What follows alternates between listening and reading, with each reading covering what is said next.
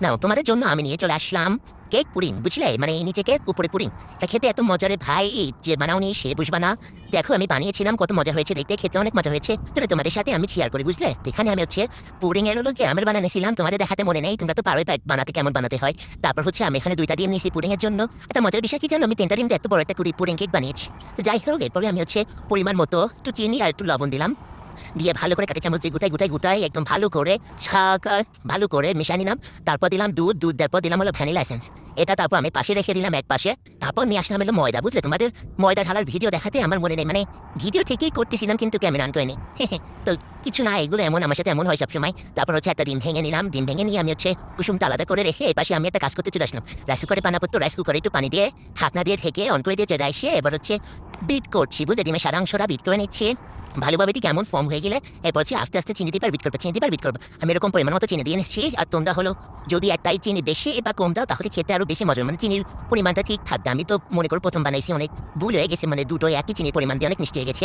তো ব্যাপার না, আমি খাই ফেলেছি এমনিতেও। তারপর হচ্ছে তেল দিলাম, দেওয়ার পরে ভ্যানিলা এসেন্স দিয়ে আবার ভালো করে ফর্ম করে নিচ্ছি, মানে কি মিশাই নিলাম। নেওয়ার পরে হচ্ছে এখানে যে শুকনো উপকরণ না, এই যে ময়দা, নুন আর হচ্ছে বেকিং পাউডার, এগুলো চেলে নিবা।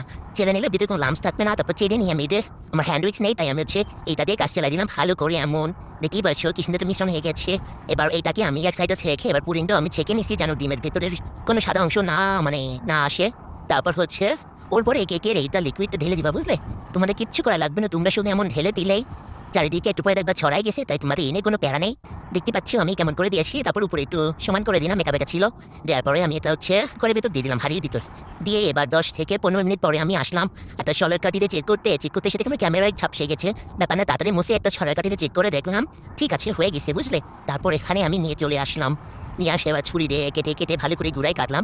কাটার পরে হচ্ছে একটা প্লেট নিয়ে আসে ঠিক উল্টো করতে পাশ করে ঢেলে দেবো। হ্যাঁ, এমন তো পাশকে ঢেলে দিলে এবার আস্তে আস্তে করে তুলবা যেন না ভাঙে। তারপর হচ্ছে এমনি এভাবে আস্তে করে উঠাই নিয়ে দেখো আমার কত কিউট একটা কেক পুডিং হয়েছে। মা খেতে এত মজা, আমার আবার খেতে মন যাচ্ছে। দেখো তোমরা এমন সফট কেক পুডিং বানাতে চাইলে আমার রেসিপি দেখে বানাতে পারো। আমি বলছি কোনো ফেল করবো না, তোমরা পাশই করে যাবা। তো থাকো তোমরা, এইটা দেখে বানাও, আমি এখন খেতে যাই, বাই।